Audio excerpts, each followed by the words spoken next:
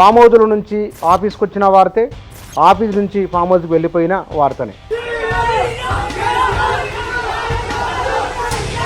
కాళేశ్వరంతో కామారెడ్డి జిల్లాలో ఒక్క ఎకరానికి కూడా నీళ్ళు రాలేదు.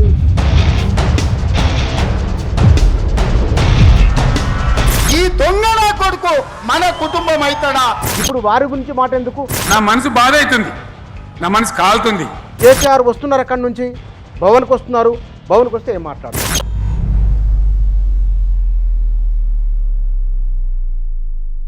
నమస్తే.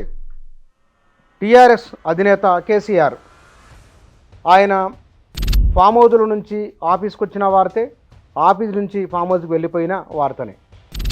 తెలంగాణ ఉద్యమ సందర్భం నుంచి ఇవాల్టి వరకు ఇదే వరవడి కొనసాగుతున్నది.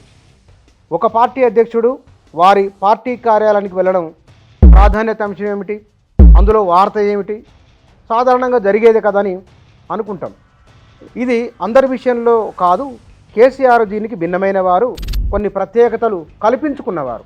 అందువల్లనే ఆయన ఫామ్ హౌస్ నుంచి పార్టీ ఆఫీస్కి వస్తున్నంటే ఒక ప్రధానమైన వార్త టీవీలో ఒక స్క్రోలింగ్ వస్తున్నది. ఇది 20 ఏళ్లుగా తెలుగు ప్రజల అనుభవంలో, ప్రధానంగా తెలంగాణ ప్రజల అనుభవంలో ఉన్నది. ఏమిటి ప్రాధాన్యత అంటే ఈ మధ్యకాలంలో జరిగిన కొన్ని పరిణామాలు, ఆ పరిణామాలపైన కేసీఆర్ స్పందన ఎట్లా ఉంటుందో తెలుసుకోవాలని తెలంగాణ సమాజం చాలా బలంగా భావిస్తున్నది. మొన్నటి జూబ్లీహిల్స్ ఉప ఎన్నిక, ఆ సందర్భంలోనూ కేసీఆర్ బయటికి రాలేదు. కవిత సంచలనమైన విషయాలు చెప్తున్నారు. కాళేశ్వరంతో కామారెడ్డి జిల్లాలో ఒక్క ఎకరానికి కూడా నీళ్ళు రాలేదు.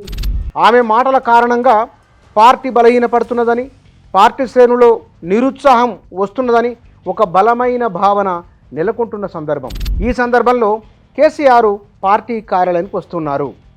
సర్పంచ్ ఎన్నికల్లో వాస్తవానికి ఈ ప్రభుత్వం పైన వ్యతిరేకత ఎట్లా ఉన్నది, ఏ మోతాదులో చెప్పడానికి సర్పంచ్ ఎన్నికల ఫలితాలు ఒక రిప్లికగా ఉండాలి. కానీ సహజంగానే అధికార పార్టీ కాంగ్రెస్ కాబట్టి ఎక్కువ స్థానాలు వచ్చే అవకాశం ఉంటుంది. మరి వీరు 6 గ్యారంటీలు 1 అర మినాయిస్తే అమలైనవి లేవు. పెన్షన్ల విషయంలో పెరుగుదల లేదు, తులం బంగారం రాలేదు. ఆ కోపం ఉండాలి కదా. మరి ఎందుకు ఆ కోపం ఈ పంచాయతీ ఎన్నికల్లో లేదా జూబ్లీస్ ఎన్నికల్లో అది ప్రతిబింబించలేదు అని అనుకున్నప్పుడు, క్షేత్రస్థాయిలో జరుగుతున్న పరిణామాలు ఏమున్నాయో ఆ పరిణామాల గురించి, ఈ జయాపజయాల గురించి కేసీఆర్ పార్టీ శ్రేణులకు, తెలంగాణ ప్రజలకు ఏం చెప్తారో అని ఎదురు చూస్తున్నారు. ఇదే కాదు, కేసీఆర్ తన మానసపుత్రిక కాళేశ్వరం ప్రాజెక్టు ఈ 2 ఏళ్ల కాలంలో దాని చుట్టుముట్టు ఒక కమిషను, దాని చుట్టూరా ఒక చర్చ జరుగుతూ ఉన్నది. తుమ్మిడిహెట్టి నుంచి మేడిగడ్డకు వచ్చింది, ఇప్పుడు మళ్ళీ తుమ్మిడిహెట్టి దగ్గరికి సీన్ మారిపోయింది. అక్కడి నుంచి మరి సుందిల్ అని చెప్తున్నారు. గోదావరి జిల్లాల విషయంలో జరుగుతున్న సరికొత్త పరిణామాలపైన కేసీఆర్ ఏం మాట్లాడతారో తెలంగాణ సమాజం తెలుసుకోవాలని అనుకుంటూ ఉన్నది. గడిచిన 2 ఏళ్ల కాలంలో రేవంత్ రెడ్డి తన ప్రభుత్వ విధానాల కంటే, తాను భవిష్యత్తులో ఏం చేయబోతున్నాడు చెప్పేదానికంటే కేసీఆర్ గతంలో చేసిన పొరపాట్లు ఏమున్నాయి, కేసీఆర్ ప్రభుత్వ విధానాలు ఏమున్నాయి, కేసీఆర్ వ్యవహార శైలి ఏమున్నది, వారి కుటుంబీకుల విషయంలో ఆయన పదే మాట్లాడుతూ వస్తున్నారు, పదే వాటి గురించి చర్చ చేస్తూ ఉన్నారు. ఈ దొంగ నా కొడుకు మన కుటుంబం అవుతాడా? మీరొక్కసారి ఆలోచన చేయండి. గతంలో కాంగ్రెస్ పార్టీ లేదా ఆ నాయకులు 2023 అసెంబ్లీ ఎన్నికల్లో ఆ ప్రచార సందర్భంగా చేసిన ఆరోపణలకు అవి నిజాలేనని కవిత తన ప్రెస్ మీట్ల ద్వారా, తన కన్నీళ్ల ద్వారా పదే తెలంగాణ ప్రజలకు గుర్తు చేస్తూ ఉన్నది. మా కుటుంబంలో ఏమైపోయిందంటే ఉద్యమము, రాజకీయము, ప్రజల పట్ల ఉండే ప్రేమ, కమిట్మెంట్ అన్నీ కలిసిపోయి ఉన్నాయి. సో రాజకీయం వేరు, కుటుంబం వేరు, పార్టీ వేరు, ఉద్యమం వేరు అని చూసే పరిస్థితి లేదు. అంటే ఈ 2 ఏళ్ల కాలంలో కాంగ్రెస్ పార్టీ చెప్పిందే తప్ప చేసింది ఏమీ లేదు కదా అని ప్రజల్లో ఒక బలమైన భావన వస్తున్న సందర్భంలోనే గత ప్రభుత్వం చేసిన పొరపాట్లు ఇవి.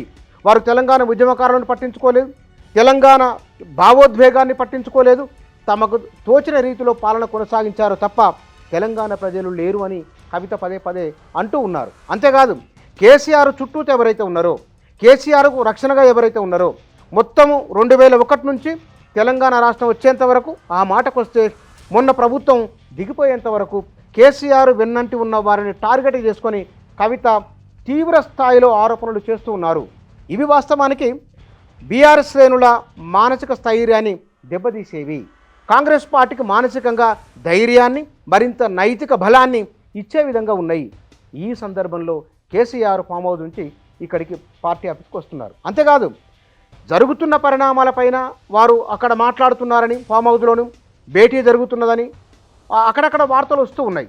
1-2 సందర్భాలు మినాయిస్తే కనుక బహిరంగంగా వచ్చాయని మాట్లాడింది లేదు. మరొక విషయము, మొన్నటి అసెంబ్లీ ఎన్నికల సందర్భంలో కేసీఆర్ వరుసగా సభలు నిర్వహిస్తూ వస్తున్నారు. ఉద్యమ సందర్భంలో ఉన్న ఆయన మాటల తీరు, ఆ మాటల్లో ఉన్న చెనుకులు, మాటల్లో ఉన్న మెరుపులు అవి లేవు అని చాలామంది భావించారు బలంగా. నా మనసు బాధ అవుతుంది, నా మనసు కాలుతుంది, ఇబ్బంది అవుతుంది. నా కళ్ళ ముందటనే తెలంగాణ ఇట్లా కావడం నాకు దుఃఖం కలిగిస్తూ ఉంది. సహజంగానే ఉద్యమం జరుగుతున్న సందర్భం వేరు, ప్రభుత్వంలోకి వచ్చిన తర్వాత వేరు. గతంలో కేసీఆర్ తన 10 ఏళ్ల పదవీ కాలం లేదా అధికారంలో ఉన్న సందర్భంలో గత పాలకులపైన విమర్శ చేసినప్పుడు ఇప్పుడు వారి గురించి మాట ఎందుకు, మీ విషయం ఏందో చెప్పండి అనే ప్రశ్న వచ్చింది.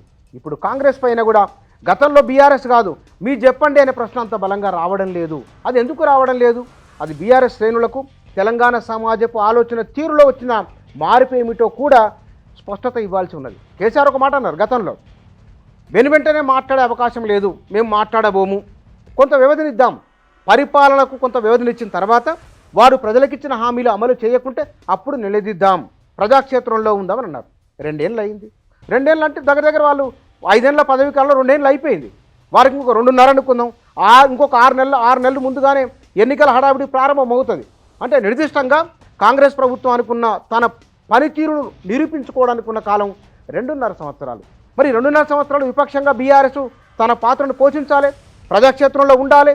అది ఆ ప్రజాక్షేత్రంలోకి ఎట్లా వెళ్ళాలి, ఏ విషయాలను తీసుకోవాలి, కేటీఆర్ హరీష్ రావు మాట్లాడితే ఒక సంకేతం ఉంటుంది.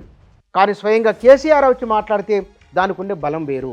మరి కేసీఆర్ ఇన్ని రోజుల ఈ 2 ఏళ్ల కాలంలో ఈ ప్రభుత్వాన్ని గుర్తించిన లోపాలేమిటి, వారు ఎక్కడ సర్దిద్దుకోవాల్సి ఉన్నది, వారి వైఫల్యాలు ఏమిటి, బీఆర్ చేసిన పోరాటం ఏమిటి, వారు సాధించిన విజయాలు ఏమిటి, ప్రజల్లో కలిగించిన నమ్మకం ఏమిటి, ఇంకా ఏం చేయాలనో కూడా కేసీఆర్ చెప్పాలి. ఇది తెలంగాణ సమాజం నుంచి బీఆర్ఎస్ నాయకులు, ప్రధానంగా క్షేత్రస్థాయి కార్యకర్తలు గమనించాల్సిన విషయము, సర్పంచ్ ఎన్నికల్లో ఒకప్పుడు జిల్లానే ప్రభావితం చేస్తారనుకున్న కాంగ్రెస్ మంత్రులు, కాంగ్రెస్ ముఖ్య నాయకుల నియోజకవర్గాల జిల్లాల్లో బీఆర్ఎస్ గెలుస్తున్నది. అంటే అక్కడ ఆ కాంగ్రెస్ పార్టీ నాయకత్వం ప్రజలను వారి ఆలోచనకు అనుగుణంగా, వారి ఆశలకు అనుగుణంగా లేదు అనే విషయం ఎస్టాబ్లిష్ అవుతున్నది. మరి దీన్ని బీఆర్ఎస్ తనకు అనుకూలంగా మార్చుకోగలిగిందా? మార్చుకుంటే ఎట్లా, మార్చుకోకుంటే ఎట్లా? ఈ విషయాలపైన అంతర్మదనం జరగవచ్చు, అంతర్గతంగా సమీక్షలు ఉండవచ్చు.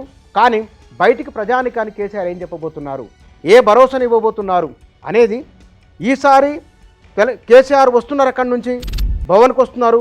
భవన్కి వస్తే ఏం మాట్లాడతారు, ఏం చెప్తారు? బహుశా ఈ ప్రశ్నల కారణంగానే, వారు ఆశగా ఎదురు చూస్తున్న కారణంగానే, ఆసక్తి కారణంగానే కేసీఆర్ భవన్కు రావడం పట్ల ఒక ప్రధానమైన వార్తగా లేదా ఒక ప్రధానమైన అంశంగా తెలుగు సమాజం, ప్రధానంగా తెలంగాణ సమాజం, తెలంగాణ మీడియాలో బీఆర్ఎస్ నాయకులు, కార్యకర్తల్లో ఉన్న ఆసక్తి ఇది. మరి కేసీఆర్ వచ్చి ఏం చెప్తారో చూడాలి.